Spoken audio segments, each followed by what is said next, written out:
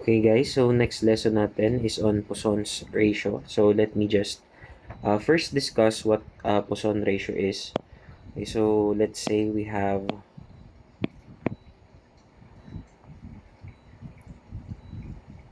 this material ano.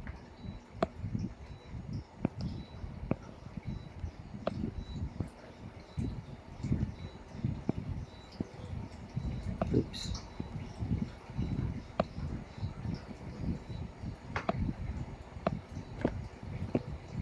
Ano ba yan?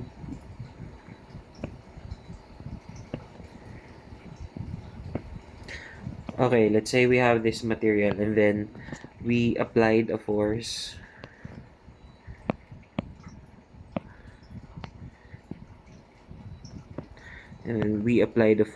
F. No? We tried and applied a tensile force. So, tingin nyo anong mangyayari sa kanya? No? So, as you can imagine, mag-i-stretch siya along this direction. No? But, kung titingnan nyo, yung cross-sectional area niya is also para siyang liliit. No? So, from this, no, para siyang lumiit.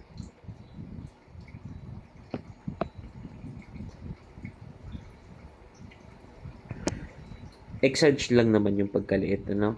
Pero you get my point. Maba siya ng ganyan which extends up until doon sa kabila. Oops.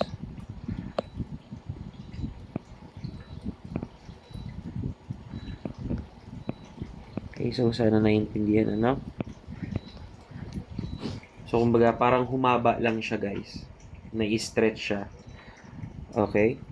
So, ang tawag natin dito sa axis natin to which dun same direction sa applied force, since yung force natin is along this axis, we call this the longitudinal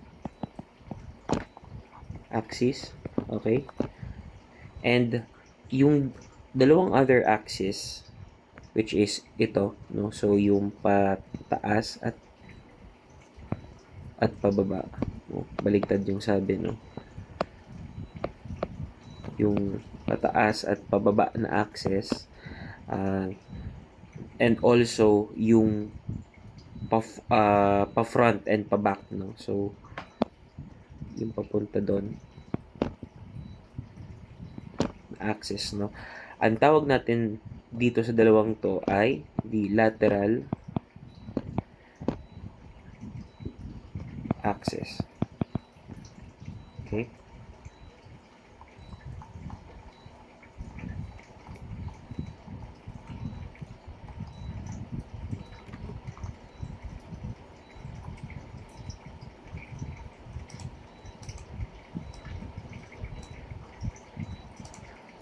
Okay, so again, this is the longitudinal, no? So kung nasa x-axis yung ating reference, yun yung ating longitudinal axis. And the other two, since 3D tayo palagi, the other two axes will be our lateral axis, no? So, what does Poisson's ratio mean, no? So, anong definition niya? It just means ano nga ba yung magiging ratio, no, ng change in the longitudinal axis versus the lateral axis. Okay, so the Poisson's ratio, guys, ito po ay isang property to ng material, no? So parang sinasabi lang nung Poisson's ratio is how much ba liliit itong lateral dimensions natin as compared sa kanyang longitudinal direction, no? So gaano siya kaliit or gaano siya yung area niya, kung i-imagine niyo yung area niya, gaano siya mag-shrink as nag-elongate yung kanyang length. Okay? So, sa madaling sabi, no, pangalanan muna natin or lagyan muna natin ng symbol ng ating Poisson's ratio which is nu. No, parang B na maarte. That's nu. So, ang sinasabi lang ng Poisson's ratio is this is the strain sa lateral direction over the strain doon sa ating longitudinal or axial direction. Okay? And meron ditong negative sign. Okay? So, this is the Poisson's ratio. So, ano nga ba ang gustong sabihin itong negative sign na to? Okay? Kasi kung iisipin nyo guys, no, kapag nag-apply tayo ng tension, no, katulad dito sa image na ginawa natin, tension is from the black box, no, or the black na block pala, hinila natin siya. So, we applied a tensile force. Kung iisipin nyo, when we did that, na-elongate natin siya. So, yung ating longitudinal strain,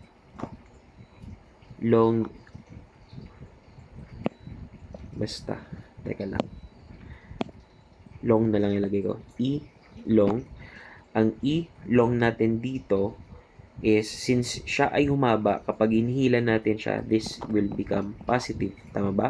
But yung ating lat, kung mapapansin nyo, in the y and the z direction, siya ay pareho liliit, no? This is in the y direction and that is in the z direction. Ito, no? In both directions, siya ay lumiit. So, kung yung lateral, ito ay negative, no? So, ginawa lang talaga siyang negative dito para ang kalalabasan is yung Poisson's ratio is positive, no? Bakit? Kasi ayun nga lagay tayo ng sample, ano? So, negative, no? Innate yan dun sa ating formula. Kung mapapansin nyo, yung lateral, kapag tayo ay nasa realm ng tension, ito ay magiging negative value. Okay? All over, kapag tension, ang longitudinal natin is positive na. So, ang kalalabasan natin dito is a positive value. Okay? So, nilagay lang talaga yung negative as a convention para positive yung lumabas kapag tension yung pinag-uusapan natin. Okay? Kasi mas madaling, kung mapapansin nyo, no, kapag compute kayo guys, no, ng deformation yung delta natin and ang nakuha nyo is positive, it means na this is tension. And kapag yung nakuha naman natin is negative, this is compression. Madali lang naman intindihin yun guys, kasi kapag meaning lang is kapag tension, kapag hinila natin, di siya ay hahaba. So parang nagkaroon ka ng positive deformation. Tama? Pero kapag compression naman, no, parang inipit mo, lumiit, parang lumiit yung pinalabasan niya, nabawasan, no, by this distance. Ayan, kung ano man yan. So, nagkaroon ka ng negative deformation, no? So, sa madaling sabi, just to, kumbaga, maging consistent lang sa ating convention, sign convention na kapag positive tension, kapag negative compression, nilagay na rin yung sa Poisson's ratio. Okay? Ayun. No? Kasi, para maging positive yung mga values ng Poisson's ratio. No? So, magbigay tayo ng sample values, ano, ng mga common materials natin for Poisson's ratio. So, ang V ng steel is approximately 0.25 to 0.30, no? So take note. Ang other metals naman, that's approximately 0.33, no, yung kanyang Poisson's ratio. And for concrete, it is approximately 0.2, no? Kapag special, ano lang, trivia lang, no, ang cork, no, ang cork is equal to 0, no? So mamaya ikwento natin kung anong meaning ng 0 yung Poisson's ratio ng cork. And bakit nga ba ginagamit ang court, kung paano siya ginagamit sa ating society ngayon. Okay? So, later yan. Ano lang naman yung trivia. Okay, so I hope na intindihan po kung anong Poisson's ratio, no? So, let's go ahead sa uni eggshell loading. Okay, so let me just first draw reference axis, no? So this is my x, this is my y, and this is my z. So let's say I have a box here.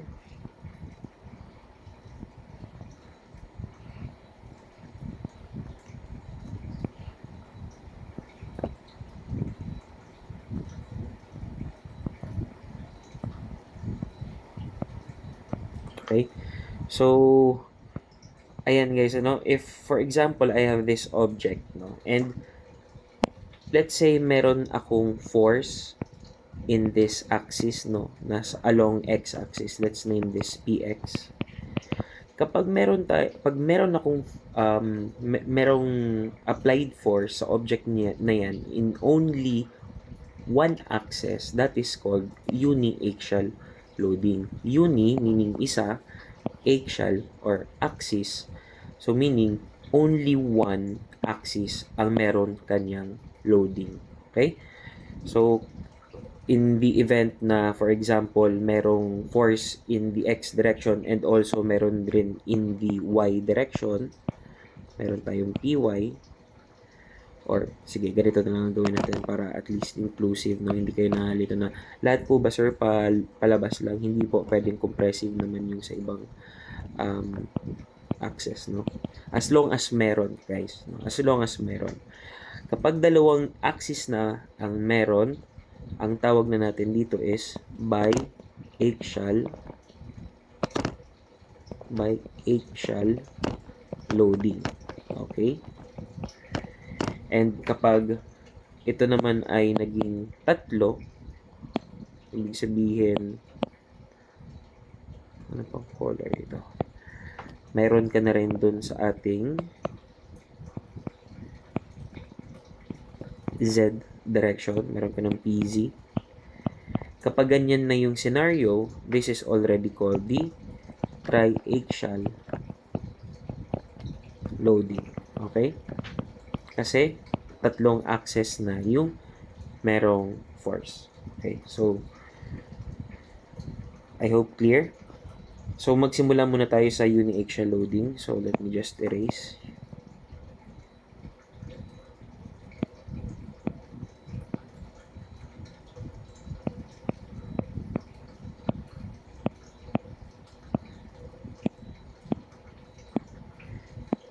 Okay.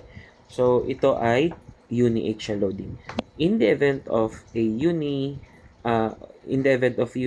loading, meron tayo ditong strain sa x direction. Okay? So, since nag-apply tayo guys ng force in the x direction, of course, magkakaroon tayo dyan ng strain in the x direction also. And equal to saan? Equal to sa sigma x over e, no? So, ano lang yan guys? Kung maalala nyo, Hooke's law lang yan. Sigma x is equal to e epsilon x, no? This is Hooke's law. So, ni-rearrange ko lang. Okay, so ito yung magiging kanyang strain in the x direction. Actually, pwede pa natin itong ma-expand. And since yung sigma or itong stress is just px over a e. Tama ba yan? Ang sigma x, no? Sigma x, that's just your stress. That is force over area x. Okay? So, yan guys, no? So, since, well, nakwento nga or napag-usapan na natin that if we apply a force in one direction, no, sa longitudinal direction, nagkakaroon din tayo ng effect or nagkakaroon din tayo ng strain in the lateral directions. Okay? So, ito, kahit meron tayong uniaxial loading lamang dito, isa lang na direction yung ating applied na force, hindi lang epsilon x yung affected, guys. No? Hindi lang siya mag-e-elongate in the x direction. Magkakaroon din tayo ng deformation in the y and in the z directions. Naalala? So, let's write a equation for those. No? So, what will be my EY? No? So, kung matatandaan nyo guys, ang ating Poisson's ratio, again, yung ating Poisson's ratio which is yung V, that is equal to negative E lateral over E longitudinal, no? In this example, since x yung ating reference, kasi nasa px or nasa x yung direction ni P, dito, yun yung ating longitudinal axis. Okay? Tama ba? And yung ating lateral axis, we have your EY and also yung ating EZ. Okay? So, dalawa yan guys. No? So, pareho lang yan. Ibig lang sabihin, no, since may dalawa tayong lateral axis, EY and EZ, ang sinasabi lang ng Poisson's ratio that yung lateral strain over negative lateral strain over over longitudinal strain, that is your Poisson's ratio. So kapag sinabing lateral kasi, 'di ba, may y and z ka. So both of these equations or formulas are true, no? Parehas yan, tama.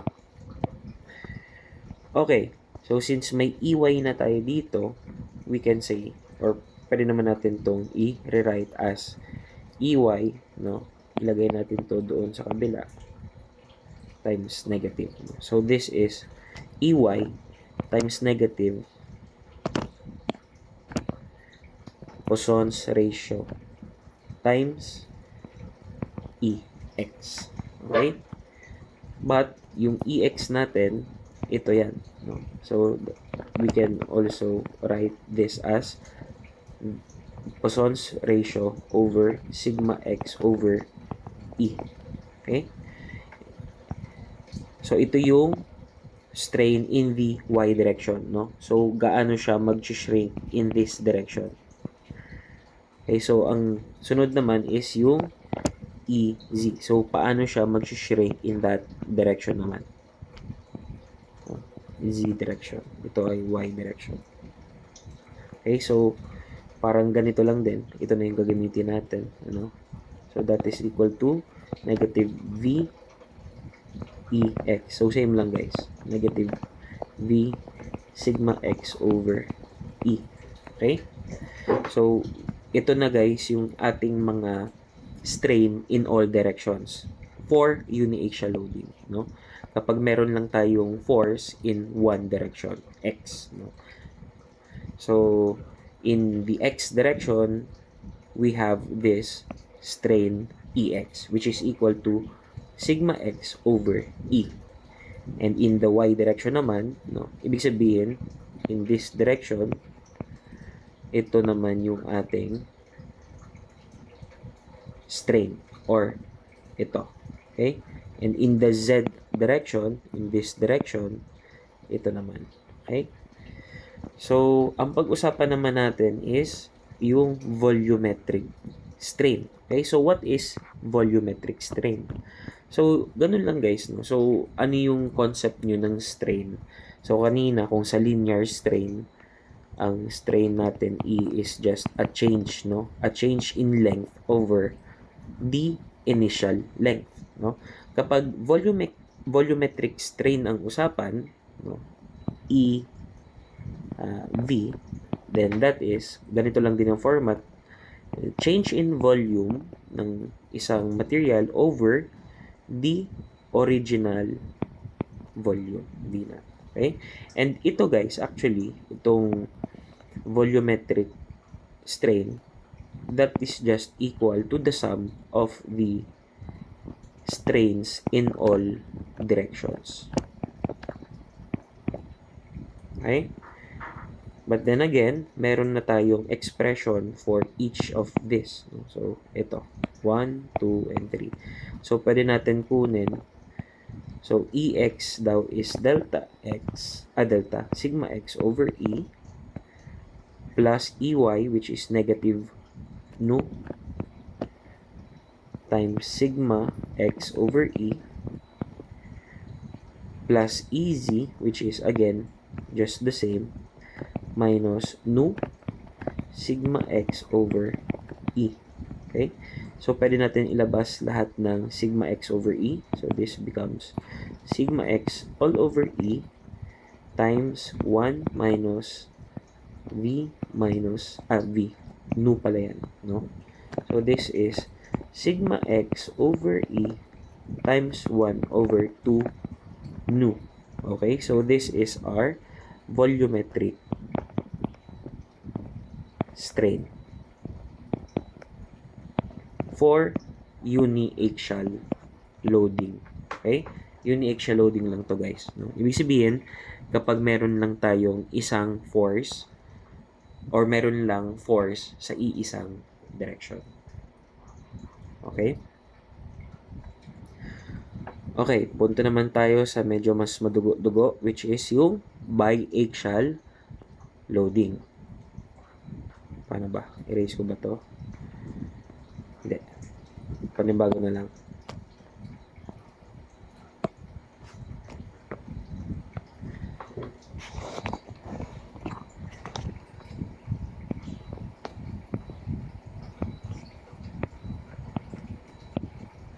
X, Y, Z.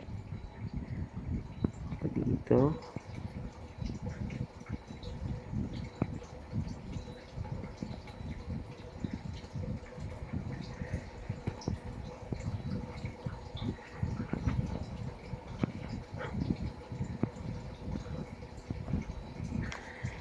Ayan, no? So, let's say we have forces in PX and PY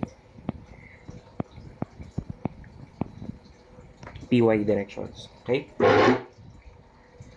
So, isa-isahin natin, guys. So, isa-isahin natin, no? Magsimula tayo sa effect muna ni PX. Okay? So, PX muna tayo. So, ano yung effect ni PX? Okay?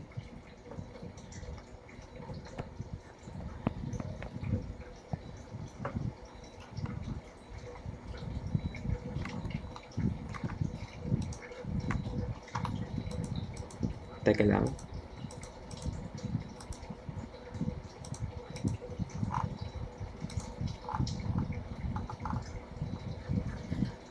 Okay. So, ganito, no? Kapag meron tayong PX, kailangan pa rin natin alamin yung effect niya sa X, Y, and Z directions. Parehas ng ginawa natin kanina. No?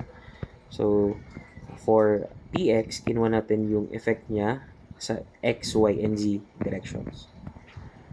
Okay, so,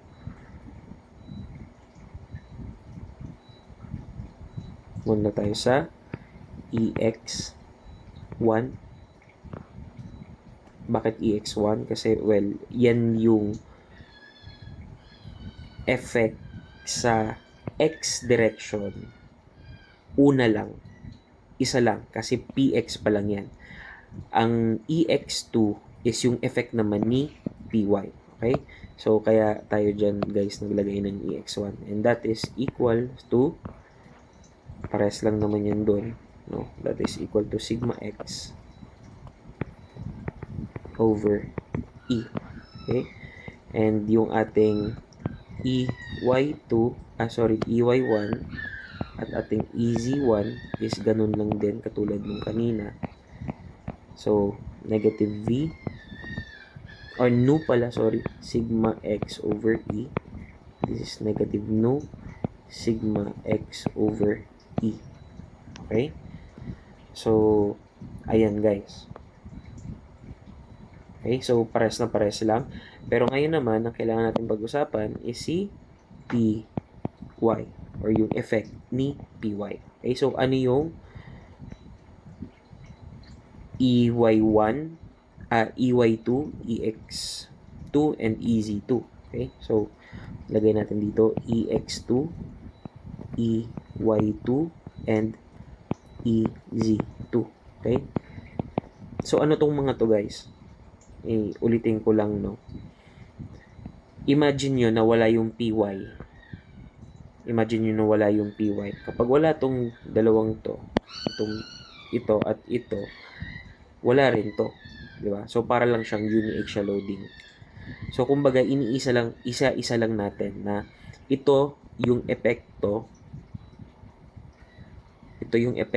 in X, Y, and Z directions ng force Px. Okay?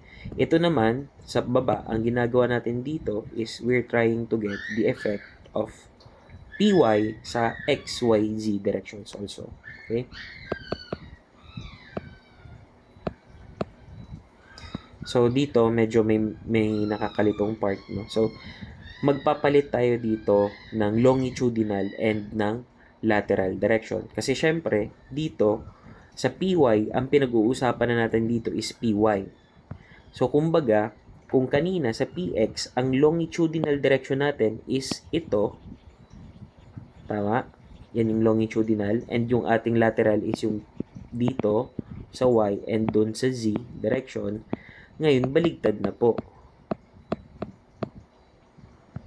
Since Py na yung pinag-uusapan natin, ito naman na ngayon yung longitudinal axis. Okay? So, therefore, dito, this will be sigma y over E. Ito ngayon yung, kumbaga, reference dito sa Py.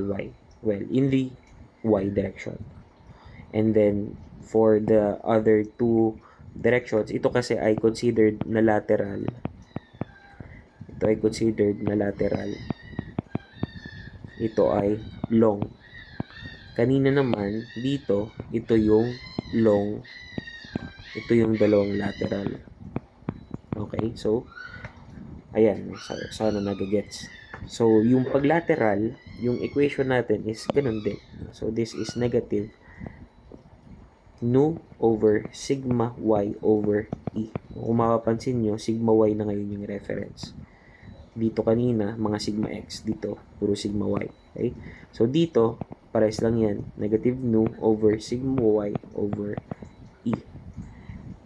Okay? So, yan na guys, yung effect ng Px at ng Py sa object na to. Okay? So, yan, kung aalamin natin kung ano ba talaga yung total na Ex, ilagay natin sa pula. Total na Ex is just equal sa Ex1 plus yung Ex2. No? So, ito ay yung effect ni Px at ito naman yung effect ni Py.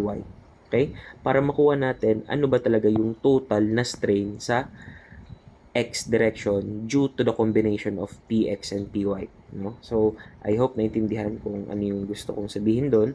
So, ayan, sulat natin what is Ex1 dito. That is sigma x over E.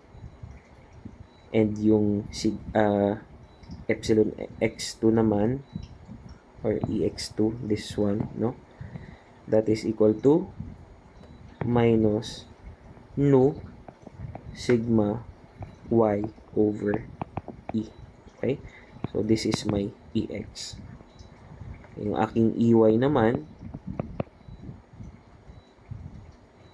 so, isulat ko na sigma y over E minus the sigma x all over E. Okay? So, ayan.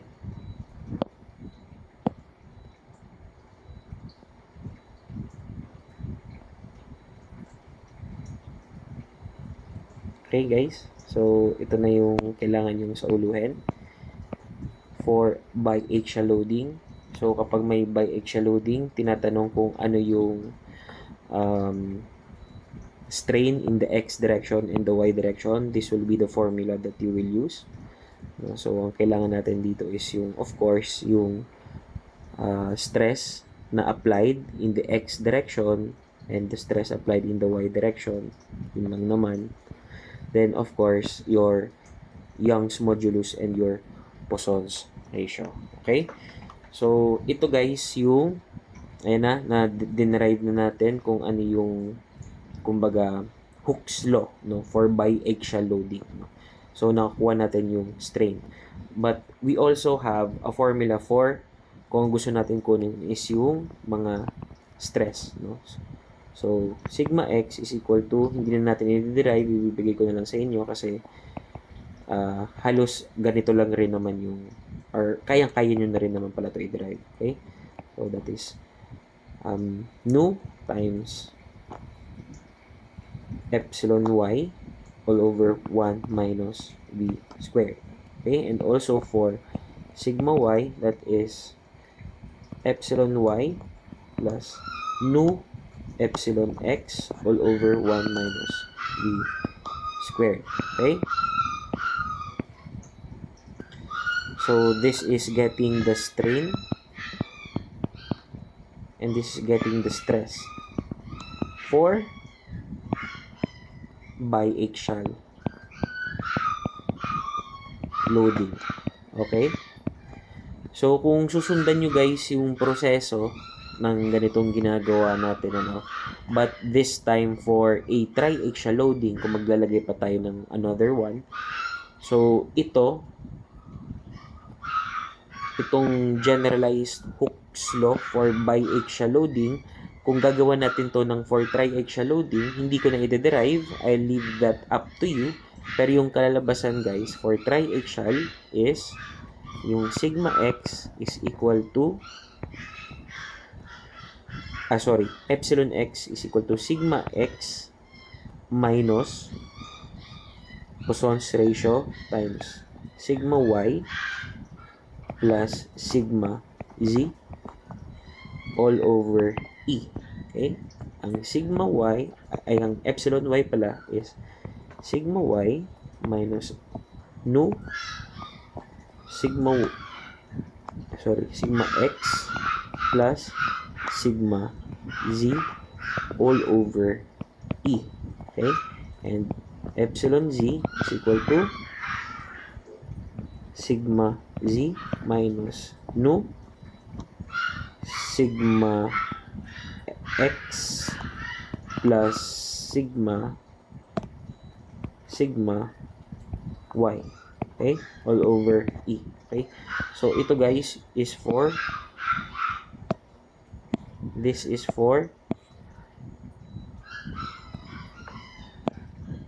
triaxial loading.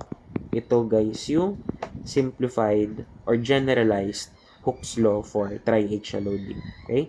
Ito naman is for biaxial loading. Okay? So, ayan, no? So, ang examples natin, later na lang. But, before natin i-end to, may ibibigay ako na isa pa relationship, no? So, this is a relationship between yung ating mga constants for our materials. Meron tayo una, which is E. This is our Young's modulus. Our G, which is our shear modulus. And we also have our nu, no, which is our Poisson's ratio. Okay, so the relationship between the three is G is equal to E over 2 plus 1 plus nu. Okay, So, tatandaan nyo na to mula ngayon. So, this is, again, the relationship of this 3. Okay? So, ang derivation nito guys ay sobrang haba, no? Inaral ko siya, ang hirap. Ay, hindi naman sa mahirap, sobrang ano lang. Sobrang haba lang. So, ibibigay ko na lang to sa inyo. Okay? And yes, ginagamit po ito sa board exams. Okay, actually, lahat ng mga ini-square ko. Pati dun sa mga previews ng mga lessons natin kanina. Okay? So, hanggang dito muna yung ating lesson. Okay, so don't worry guys kung yung mga previous lessons ko ay puros mga concepts. Later on na lang tayo magbibigay ng mga examples. Okay, thank you.